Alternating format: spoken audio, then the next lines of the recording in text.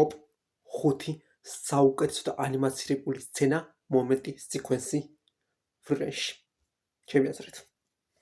დავიწყოთ. ნომერ მე-5 ადგილზე ჩავსვი სტარკის სცენა ანიმაცირებული კოუკი ფუჯიმოტოს მიერ. და კოუკი ფუჯიმოტო არის ანიმატორი, რომელიც სოლო კინოანიმატორი იქნება ჯიუჯუტსუ კაიზენის მერვე სერიაზე. რომელიც არის არაჩვეულებრივი ექშენ ანიმატორი, მაგრამ განსაკუთრებით რითიც არის ცნობილი, არის რეალისტური პერსონაჟის ანიმაცია. და ამ შემთხვევაშიც ეს არის წარმოუდგენლად რეალისტური პერსონაჟის ანიმაცია, რეალისტური მოძრაობით და ასევე წარმოუდგენლად რეალისტური ქსოვილის ანიმაცია, რომელიც იმდენად დახვეწილია, რომ როტოსკოპინგს ან CGI-საც იგავს, ანუ 3D ანიმაციას. ნომერი 4 ისევ და ისევ კოუკი ფუჯიმოტო და ეს ბოლო შემთხვევა იქნება, როცა კოუკი ფუჯიმოტოს ვახსენებ ამ ვიდეოში. ნახევარზე მეტი კოუკი ფუჯიმოტოს ანიმაციებია, მაგრამ ნებისმიერ შემთხვევაში ფერნის და არამხოლოდ დემონს რა ქვია, ამ დემონის ბრძოლა. ისევ და ისევ წარმოუდგენლად რეალისტური პერსონაჟის ანიმაცია და ანუ ვაბოდებ რამდენად როგორ ვთქვა დახვეწილად არის გაკეთებული კამერის მოძრაობა და როგორ მიყვება ანუ ამ stuffs, რასაც იყენებს საბრძოლოდ ფრენი ამის მოძრაობას. ასევე ამ სცენაში ულამაზესი ქსოვილის და თმის ანიმაცია. წარმოუდგენლად რეალისტური და ამ სცენაში განსაკუთრებით ვაბოდებ რამდენად რეალისტურად არის გაკეთებული პერსონაჟის ანიმაცია და მოძრაობა. და შემდგომ გადადის ექშენ სეკვენსში, ანუ გაკეთებული იშტანის ცირკუსი, როდესაც პერსონაჟი ჩქარა მოძრაობს, მიფრინავს და რაიმე სხვა ჩქარის საგნები მიყვება და ესეც წარმოუდგენლად დახვეწილად გაკეთებული. და ასევე ბრძოლის ქორეოგრაფიაც არის არაჩვეულებრივი, ერთიანი უწყვეტი კადრები, რომელშიც გარკვევით ჩანს და ადვილად არის ახმადი პერსონაჟები რას აკეთებენ, როგორ მოძრაობენ და თქმულებაში რა ხდება სცენაში. და ასევე ამ სცენებში ასევე კომპოზიციები, უშუალოდ ფონები და პერსონაჟები არაჩვეულებრივად არის განაწილებული, ამაზე დამატებული კარგი ეფექტების ანიმაცია, ანუ მონახაზიც, სტორიბორდინგი, რეჟისორის მიერ გაკეთებულიც და ეს სტორიბორდინგი როგორ არის გაცოცხლებული ანიმაციით, ორივე არის უმაღლეს დონეზე შესრულებული. ნომერი მე-3 ადგილისთვის შევარჩიე ეს სცენა, ასევე ანიმაცირებული კოუკი ფუჯიმოტოს მიერ.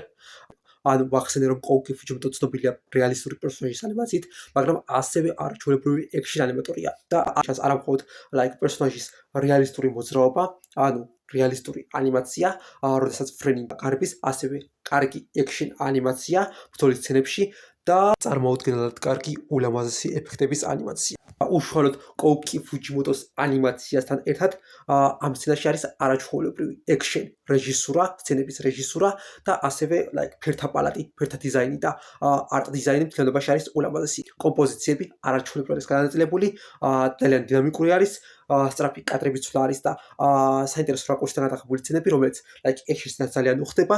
ანუ მთლიანობაში ეს ერთი სეკვენსი ვიზუალური, ესთეტიკური თვალსაზრისითაც და ტექნიკური თვალსაზრისითაც არის არაჩვეულებრივად შესრულებული და წარმოუდგენლად დახვეწილი. და თავისთავად მთლიანობაში რომ განვიხილავთ მთელ ბრძოლას, ფრენის და თავისი კლონის ეს ბრძოლა პირველ ადგილზე იქნებოდა ანიმაციის მხრივ ყოველგვარი კითხვის გარეშე.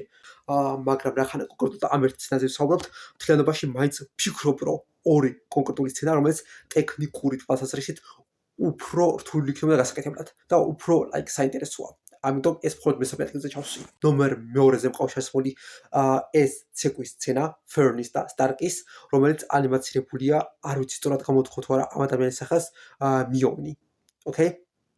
და უნდა აღვნიშნო, რომ ამ ადამიანის მიერ არის ანიმაცირებული ასევე ეს მეორე ცეკვის სეკვენსიც ფრენში და ასევე ჩემი საყვარელი მომენტი აფთიაქარის დღიურში. ეს სცენა ანიმაცირებულია მის მიერ.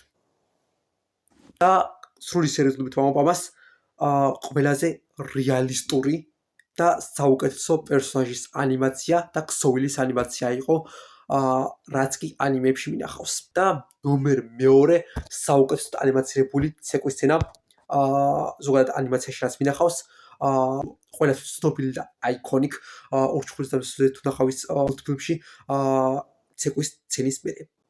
და იმდენად რეალისტური ანიმაციაა, რომ ჩემი პირველი ფიქრი იყო, როცა დავინახე, რომ პერსონაჟის მოდელი თითოეულ სცენაში იმდენად მიყვება ერთი მეორეს ყოველგვარი ხარვეზის და შეცდომის გარეშე და ხატული აიმე უზუსტობების გარეშე კადრიდან კადრში, რომ ვიფიქრე და დარწმუნებული ვიყავი პირველ ყურებაზე, რომ 3D მოდელი გამოიყენეს და 3D ანიმაცია იყო გაკეთებული.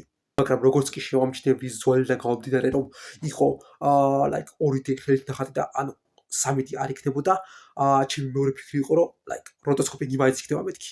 თუმცა კი ვიზუალურად არც როტოსკოპინგს არ გავდა. და ანუ like მაინც ჭვიმეპარებოდა, სანამ ორიგინალი კი ანიმაცია არ ვნახე ანიმატორის. და შეიძლება რაიმე რეფერენსი გამოიყენა უფრო ციკლისა, მაგრამ როტოსკოპინგი ან CGI არ არის. რაც like წარმოუდგენლად გასაოცარია. ანუ და ფაქტი, რომ ამ სცენაში ასევე ფერნის და სტარკის გარდა ანიმაცირებული და დახატულია სხვა მეორე ხარისხოვანი პერსონაჟებიც არ ვიცი. Okay, მარტივად რომ თქვათ, პერსონაჟის ანიმაციის მხრივ ეს ანიმაცია დახვეწილია და იმდენად, როგორ თქვა, clean, ყოველგვარი უზუსტობების, ხარვეზების და შეცდომების გარეშე შეგაკეთებული, იმდენად რეალისტურია, რომ like როგორ პერსონაჟის ანიმაციის მხრივ აბსოლუტური შედევრია. აბსოლუტური. თუნდაც როტოსკოპინგი ყოფილიყო, როტოსკოპინგისაც კი მაინც არაჩვეულებრივად გამოიყურება. და ბოლოს ნომერი პირველი, რომელსაც ბევრი მიხვდებოდით, დრაკონთან ბრძოლის სცენა, მთლიანი სიკვენსი, რომელიც ანიმაცირებულია 6 სხვადასხვა ანიმატორის მიერ. ჰირონორი ტანაკა, კეიჩირო ვატანაბე, შინგო იამაშიტა, ტაცუია იოშიჰარა, იენ ბიემ და იუტაკა ნაკამურა. ჩემი საყვარელი ანიმატორი და ყველაზე like ცნობილი და სახელგანთქმული ანიმატორი. ასევე მეორე რომელიც ვახსენეთ მესამე, შინგო იამაშიტა არის ანიმატორი, რომელსაც თავის დროზე ძალიან ბევრი კრიტიკა მოხდა ნარუტოს და ფეინის ანიმაციის გამო. მიუხედავად იმისა, რომ რეალურად არაჩვეულებრივი ანიმაცია იყო. სტილიზებული და ექსპერიმენტული სტილი, მაგრამ ტექნიკური თვალსაზრისით არაჩვეულებრივი. ანუ რეალურად არაჩვეულებრივი ანიმატორია. ზოგადად ნებისმიერი ფანტეზი ანიმებისთვის ანიმაციის საზომისავით ჩემთვის არის ხოლმე ანუ რამდენად პიკი და არაჩვეულებრივი ანიმაცია აქვს კონკრეტულად ფანტეზ ანიმეს ან ისეკაის არამებს გავს არის ხოლმე თუ მონსტრები და უფრო კონკრეტულად დრაკონი არის ანიმაცირებული ორდეში ანუ ეგეთ რისკზე წავიდნენ და მაგდენი like ამბიცია და like თვითდაჯერებულება ხონდათ ანიმატორებს რომ 2D ანიმაციას გავაკეთებთ დრაკონს ასეთ კომპლექსურ like პერსონაჟს ცხოველს რაღაცას რაღაც და არქვი და ან თუ თავისთავად ეს 2D ანიმაცია ძალიან მაგარი იქნება და ძალიან კარგი იქნება. და ეს შემთხვევა ფრიჯენშიც. ანუ როგორც თქვი, პერსონაჟი არის like უბრალოდ არსების ანიმაცია არის ძალიან რთული გასაკეთებელი. უშუალოდ პერსონაჟის მოდელიც არის რთული, ანუ დასახადად და ასევე არის დეტალიზირებული ძალიან. თითოეულ სცენაში ამის დახატვა წაიღებდა ძალიან დიდ დროს და ტექნიკური თვალსაზრისითაც იქნება ძალიან რთული.